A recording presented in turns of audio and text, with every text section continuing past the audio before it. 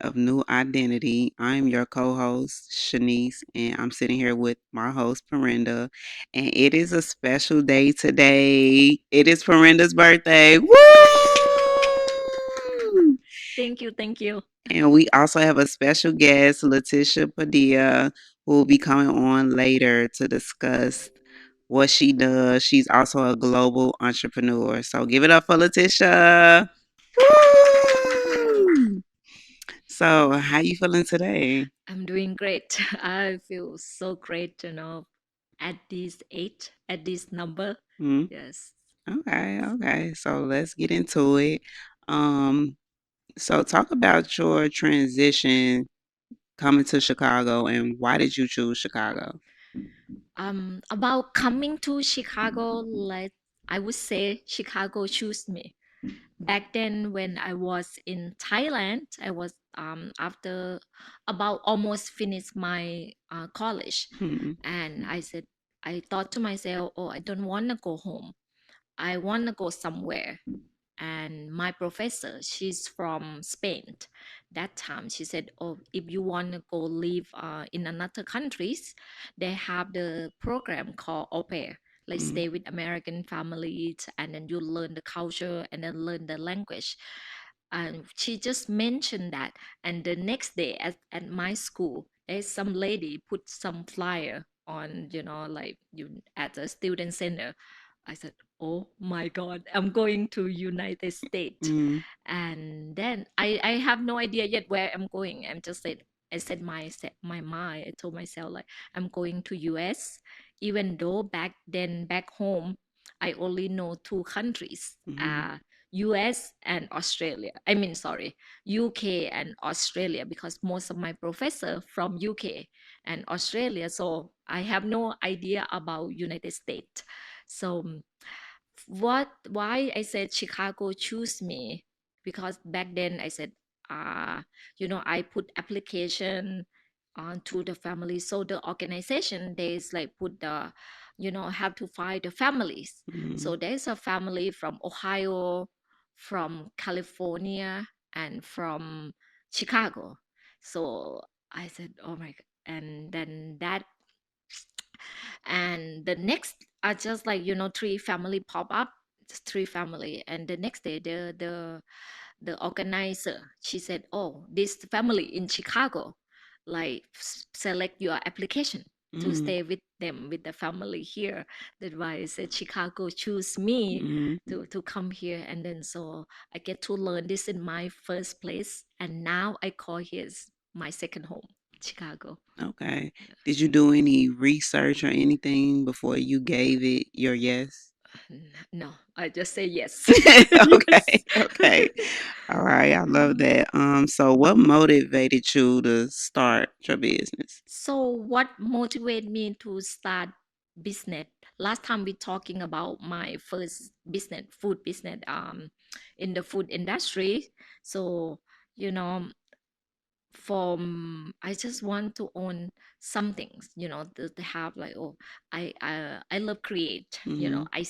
I learned how my dad, when he did some things, he not like go fill up someone project, and I always see them start anything from the ground up. So that, I just have the sentence, I want to own something. That's all. And then when I attend, I mean, sorry, I joined network marketing company. So when they're talking about you sharing life, so I decide to, oh, I want to have organization or company that at the place that I can help people.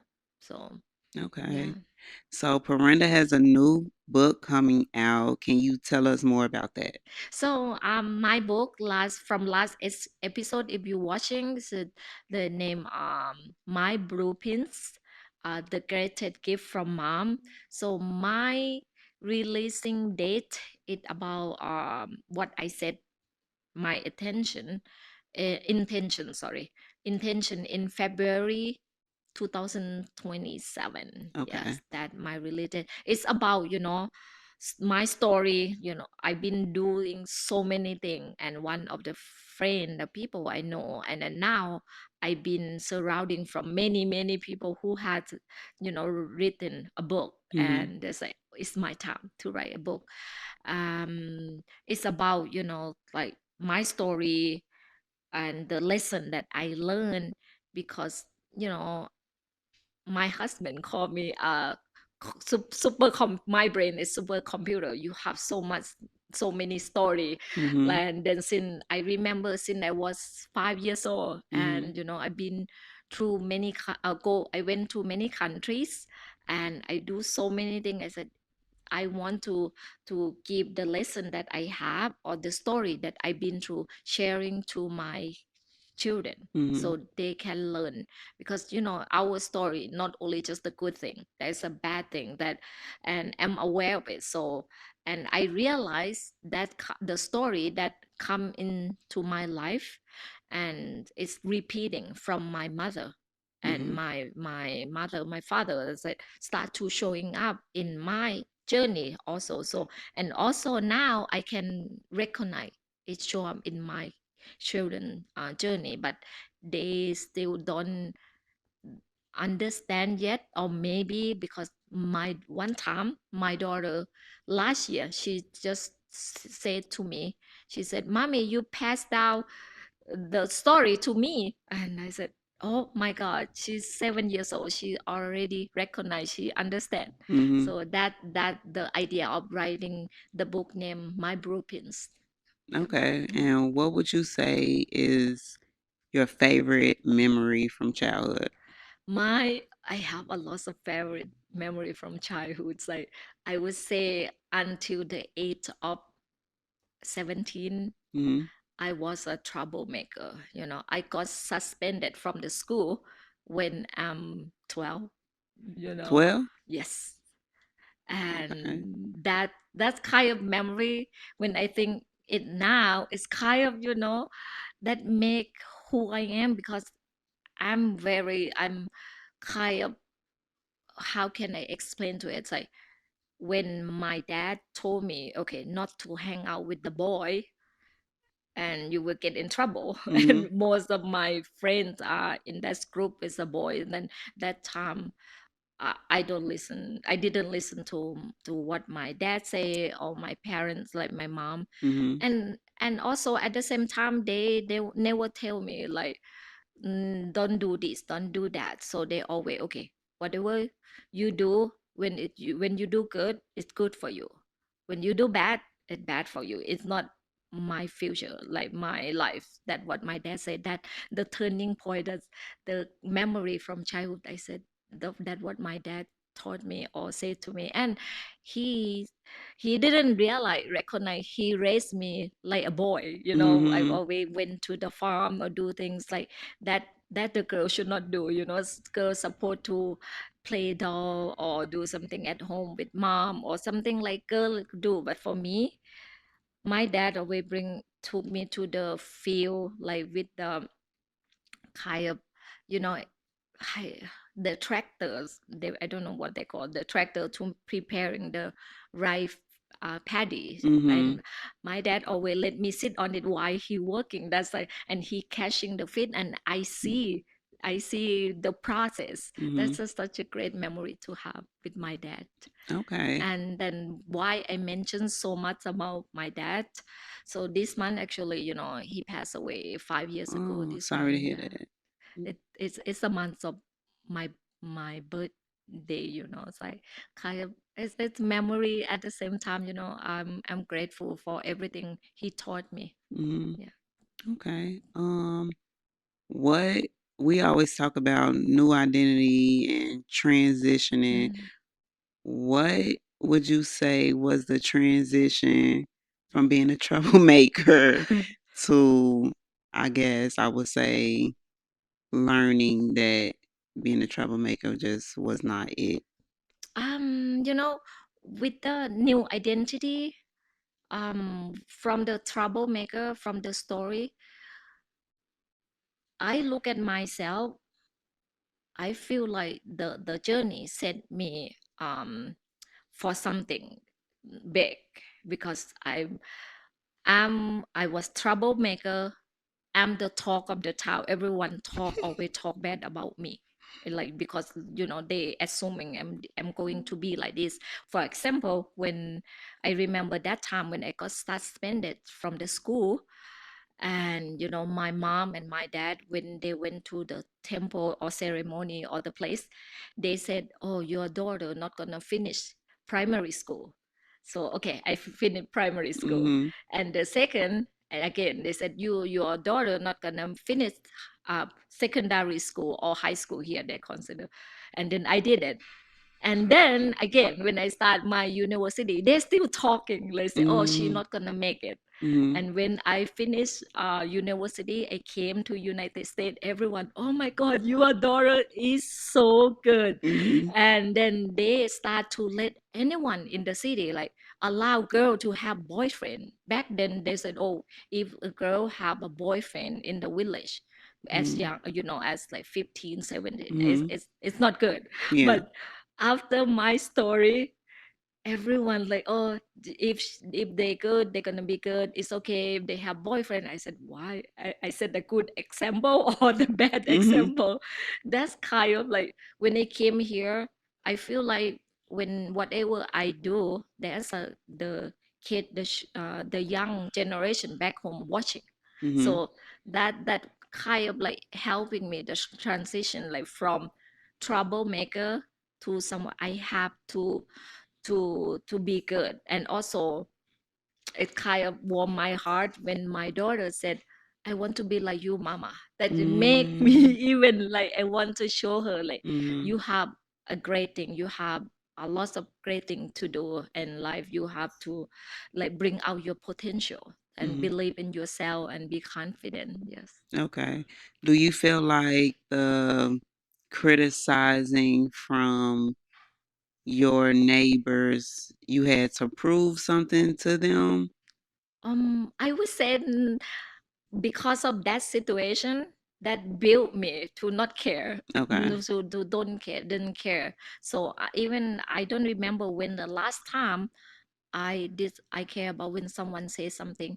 But with someone outside, I would say someone that I don't know, yes, I don't care what they do. But with the family member from time to time, or someone that really really close to me, yes, kind of a little bit get hurt my feeling a little bit. But and Mhm. then I said, you know what, who care, I'm here alone in United States. I did a lot of great things in my life. And then I just so ignore, not ignore. I said it doesn't make me what I want. And also my personality since I was young, then my dad told me always, it showed that I'm very, I would say not self-centered, would say believe in myself, Mhm. only listen to what, Confident. yeah, confident in what I do. Because I I feel like, okay, whatever I do, whatever I believe, it's always good.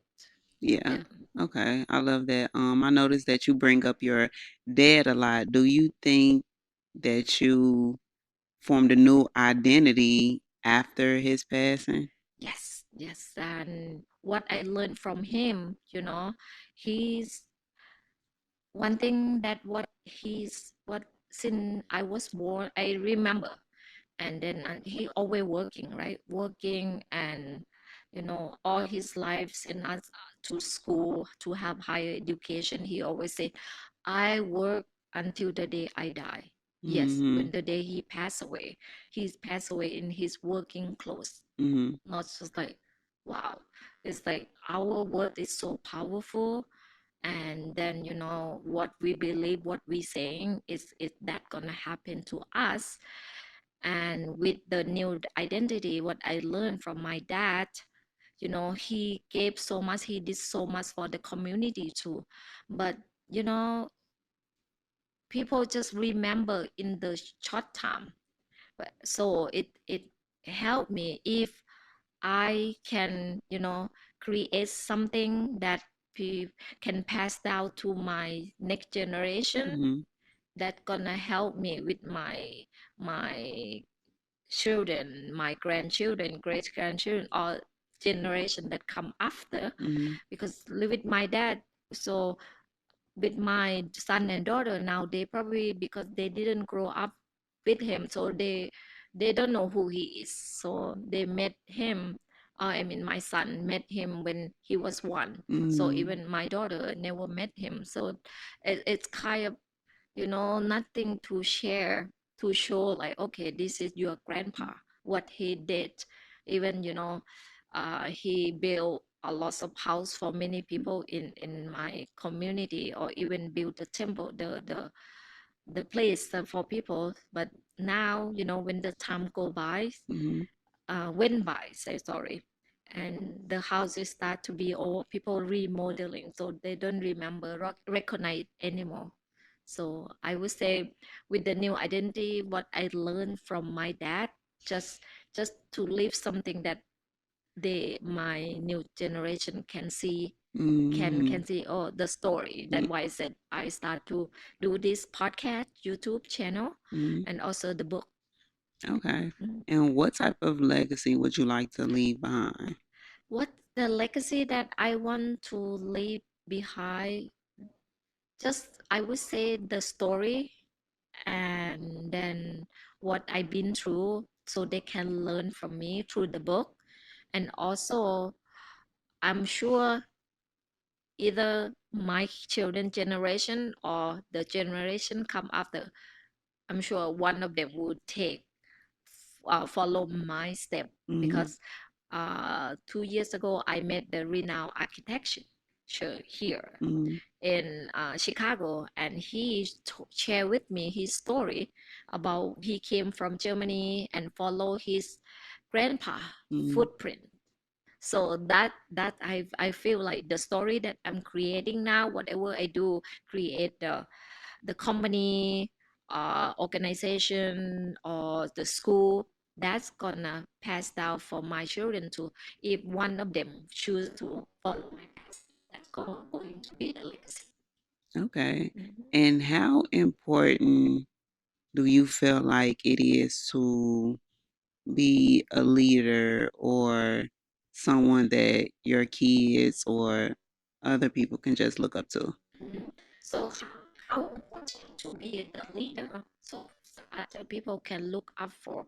So from my experience, when you become a leader, when you are a creator, like you create something for someone, and I'm sure there are so many stories that I've been through, can relate so many people, so they can learn from my story and build confidence. Mhm, So it's important, if you have an energy of leadership, step up and share your story, and so people who can relate to your story can build a confidence, so they are able to build their own, no, create their own story. mhm, Not like, i'm sure I'm sure like many people who have the leadership skill or the energy, mhm, but because of the trauma, because of the story environment, that minimize them to like not to do it anymore, or even if they have family, become a mom, or that busy with the daily life, so they said, oh, forget about the dream. So that important, if someone, been through so many in sorry been through so many things in life, and still able to share the story and lead by example for us. That's the cool thing to do. mhm. Yeah. So when I met Parinda, I met her at a networking event and we just shook hands like, "Oh, hey." And I was like, "What you do?" And she was like, "I make dreams come true." And I was like, "Oh, I want to know you." And so about a week later, we went to a coffee shop and we just talked and talked and talked. And what I liked about her was that she's very action based. She not going to just talk about it. She going to walk it like she talk it, basically. And we just connected off that. So if you want to join this podcast and get your brand out there, this is the place to be. And you need to contact Parinda and get in the room and network. So, where can they find you at? You can find me on Facebook, Mm-hmm. Instagram, YouTube, and Total TV channel. And also, let me say something about YouTube because that the same thing. What I click with you, what I like your energy. So when you come to me, you asking me about like, oh, what did I do with you? When you share with me about like, okay, you went to Egypt alone. I said, okay, this is the kind of person Yeah. that I'm looking for Mm-hmm. to be like because I love travel. When I make decision, I went on even I go by myself. Yeah. I go. I'm Mm-hmm. not waiting for anybody. That's why I said, oh, we are kind of related and Mm-hmm. alike. So that way, Yeah. thank you. Yeah. So I would say that um yeah, leaders go with leaders, Mhm. and leaders need to lead by example, not just always talking Correct. about it, just do it. Mm. And yeah, they would just go. But we have our special guest waiting, Letitia Padilla, and she is up next. Okay. Algonquin, feel the flow. Golden jewelry direct.